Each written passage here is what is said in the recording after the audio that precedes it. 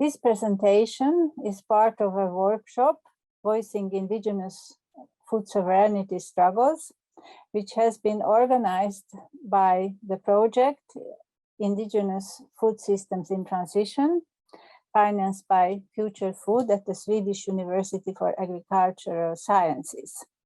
Furthermore, the workshop was organized in collaboration with Case Study 18 of the Horizon 2020 Finance project Just North. You are welcome to listen to the lecture. So Lena will be, after giving a short presentation about herself, she will be talking about consumption of traditional Sami food and health. Lena, floor is absolutely yours. Thank you, Kamrul. And thank you, Ildiko, for inviting me here.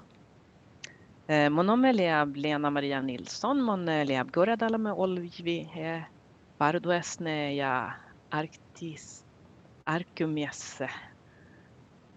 And I just introduced myself in the Ume Sami language, hopefully correct. I work at Vartue, the Sami Research Center, and at Arkum, the Arctic Research Center at Umeå University, and I'm on my way on becoming a member of the Department of Epidemiology and Global Health. And that will last at least for 6 years from now. And I will start by sharing my presentation. So today I will speak about consumption of traditional Sami food and health. My scientific background is nutrition epidemiologist, so I study what we eat and what we drink and what we get diseased in or die from. And also from health and food, the step is not far to food sovereignty, because eating at all is, of course, the most important thing for health. And my presentation will be based on 2 book chapters. One, the one that Kamrul mentioned, Some Reflections on Swedish and Food Strategies from a Sami and Arctic Perspective, Food Security in the High North, and some from the Sami Word, Sami Food Culture, the Traditional Forms and Contemporary Challenges. And actually, I realize now a 3rd book, chapter 2, on traditional Sami food and health. And the book that is not published yet, I will just have some few parts from. And it's done within the project Dialogues and Encounters in the Arctic that we will, I haven't seen the changed program for today, but maybe we will hear more about it later today. So, and it's performed with support from Interreg Nord, the European Regional Development Fund. And I will start by defining traditional Sami food, and I will use a map of the Arctic language areas, because one definition of traditional food is food that has been present in an area and in the food culture for so long time that everyone takes it for granted, and mainly because it's available in the nature. It's based on the nature and food and plants in the area, but also it could be available through trade. For example, in Sápmi, the boiled unfiltered coffee is an important part of the traditional food, but coffee doesn't grow in Sápmi. So here's a map of Arctic language areas. And if we start in the northernmost America, there are similarities in the nature all over this area. And of course, that means that there are similarities in the traditional food. It's wild caribou and limited infrastructure. If we go to Russia, we have reindeer herding, tame or semi-tame reindeers, and limited infrastructure. And then Sápmi, the European North, we have reindeer herding and infrastructure for better or worse. So we have cars and roads, and of course we can transport food into our area so we don't starve.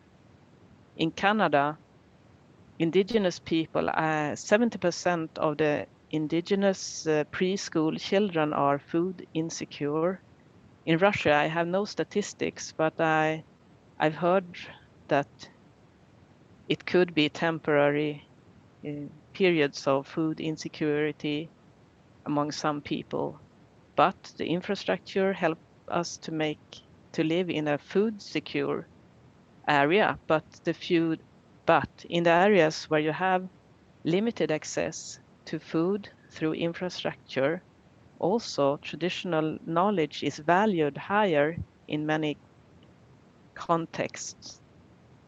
In our part of the circumpolar north, where we have infrastructure for food security, for example, and for worse, when we think about how we value traditional knowledge, how we value the Sami traditional food system as a part of a strategy for the societal food sovereignty. And we heard a little about that yesterday too in some presentations. Sápmi is a traditional area of the Sami people, and it's the northernmost Norway, Sweden, Finland, and Russia. And compared to other indigenous people in the circumpolar area and worldwide, Sami are described as the healthiest indigenous population worldwide. Compared to non-Sami majority population, there is a tendency of decreased risk of cancer.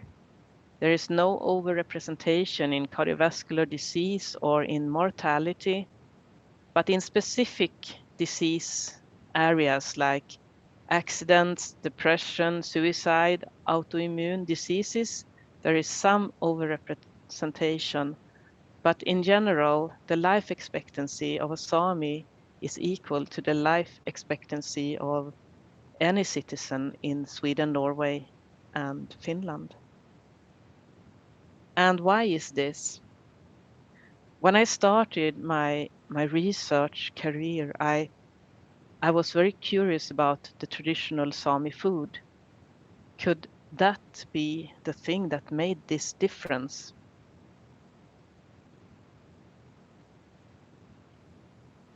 In later years, I've also reflected upon the global sustainable goals, and of these goals, 4 are immediately connected to food. Number 2, no hunger. Number 3, health and wellness. Number 12, sustainable consumption and production. And number 13, fight against climate change. And actually 2, 3, and 12, 3 of these have been active goals in Sápmi since time immemorial. It's only the 4th one, number 13, to fight climate change, that was a non-topic in the past.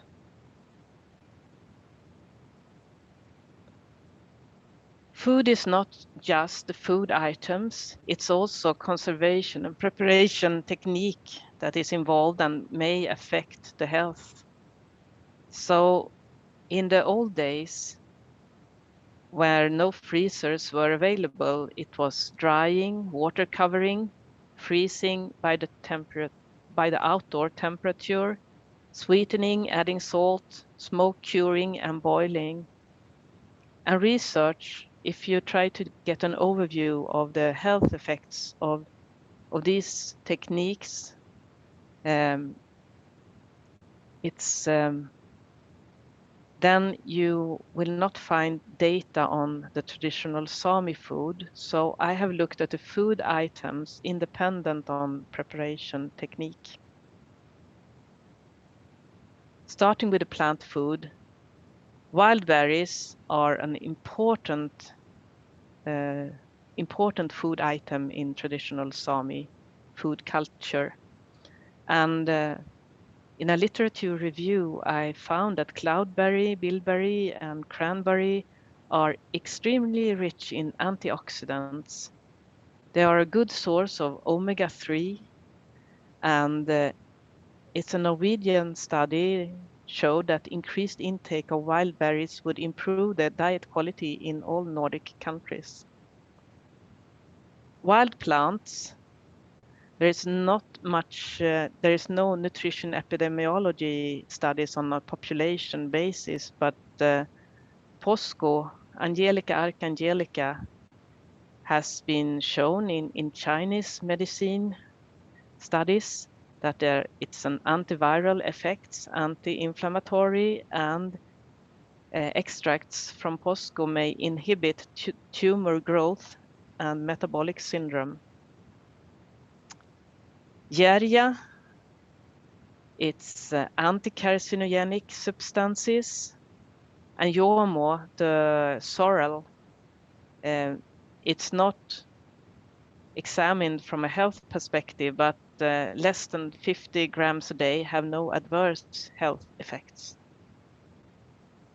Pine inner bark is also an important traditional food item, and the big difference between Sami and settlers in northernmost in Sápmi is that the common way for settlers to harvest pine inner bark was in the late summer as a response to a harvest failure, and then it will taste very bitter. But if you strategically harvest pine inner bark in the early summer before the bitter tasting molecules has developed, then it's a very good food item. 286 kilocalories per 100 gram dry weight. It includes sugar and unsaturated fat and many different phenols with antioxidant and anti-inflammatory effects. Imagine a future where we use the nature more strategically. Imagine a forest which is about to be cut down. If we use it strategically and part of it was about to be harvested, we could start harvesting the pine inner bark in the spring and then cut it down in the autumn. And I would like to see research to calculate how much kilocalories we could gain from that. Fish. We had a dinner yesterday on a nice fish restaurant here in Uppsala, and fish may have been the most important food item in the old days in Sápmi and in the circumpolar area. It's very rich in omega-3 fatty acids. Fish proteins improve insulin sensitivity. It's rich in B vitamins and trace elements. But today, it's also environmental contaminants included in fish. So, what is most important, the bad or the good things from fish? Why it doesn't change? Yeah. Here's a risk-benefit analysis of fish intake and the risk of myocardial infarction in Sápmi. And in Finnish studies, it has been shown that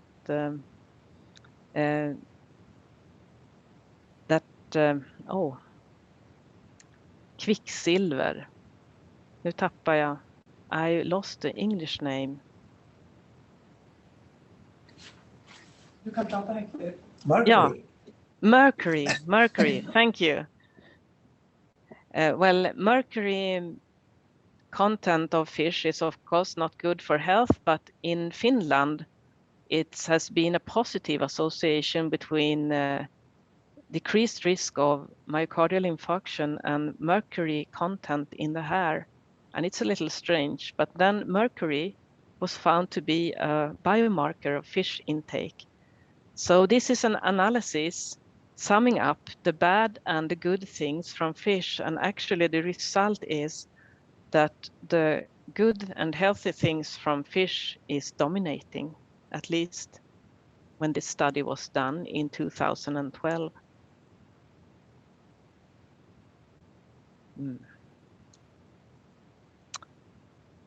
Meat, reindeer meat and the moose meat is an important part of the traditional Sami food system.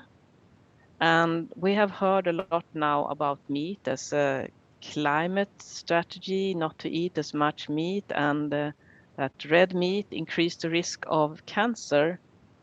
So this is a meta-analysis which shows that the intake of red meat is associated with increased risk of mortality. But is reindeer meat equal to red meat in general? Well, this is from the book chapter not yet published. And here I have compared a piece of reindeer and beef and pork.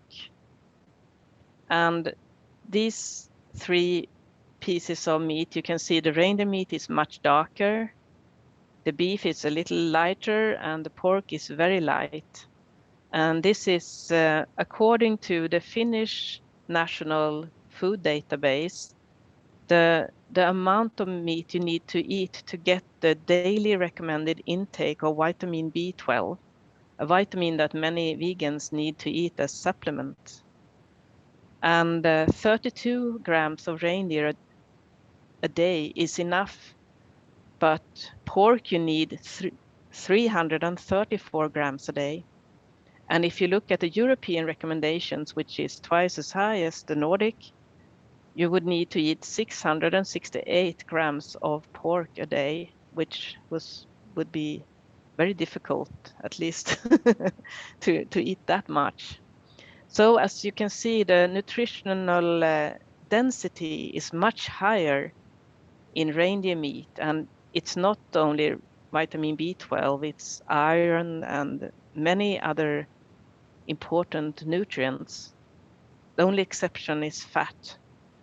You get energy from fat, and of course, fat soluble vitamins will be higher content in more fatty meat.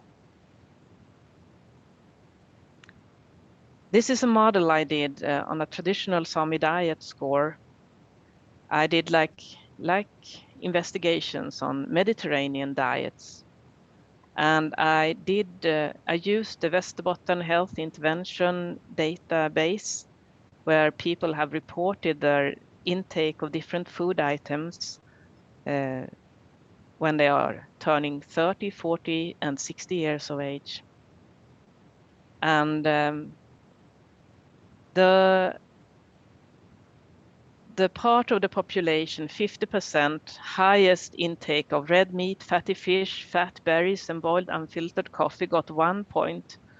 And the lowest intake of vegetables, bread, and fiber, 1 point. So it made a scale from 0 to 8 points.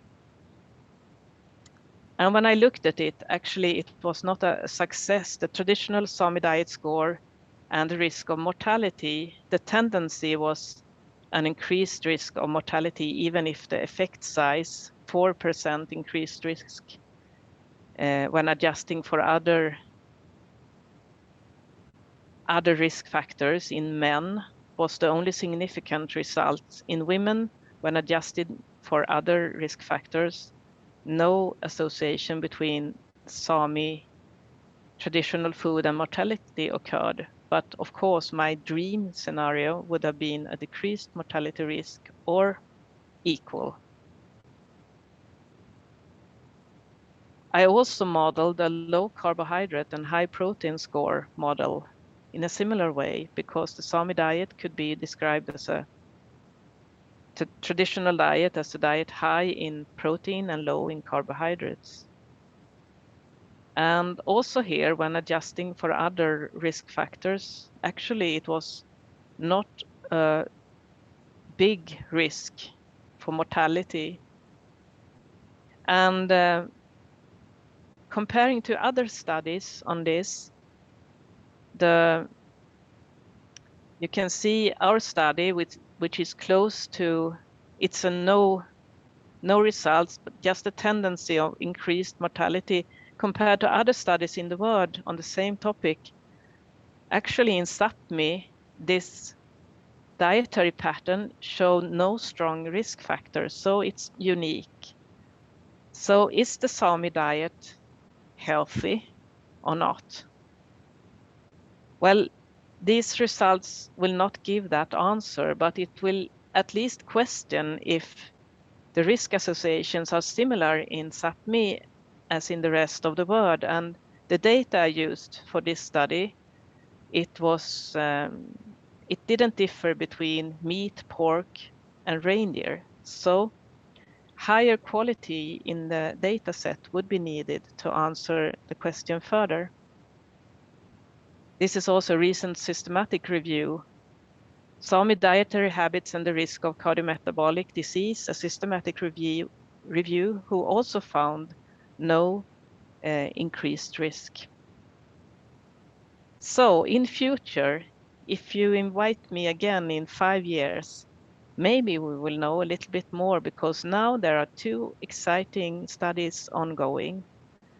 Haldi Health and Living Conditions in Sapmi, Sweden, will study the community of Jokkmokk and do an extensive health examination together with questionnaires.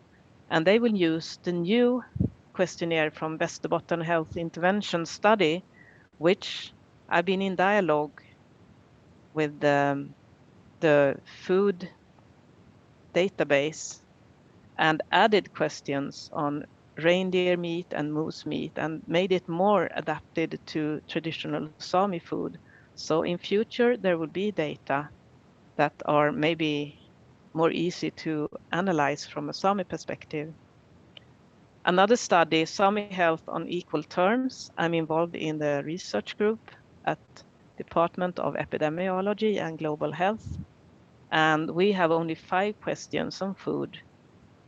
And we will study associations between self-reported health factors and food, among other lifestyle factors.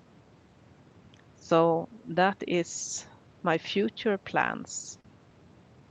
And with this, I say, Gito, thanks for your attention.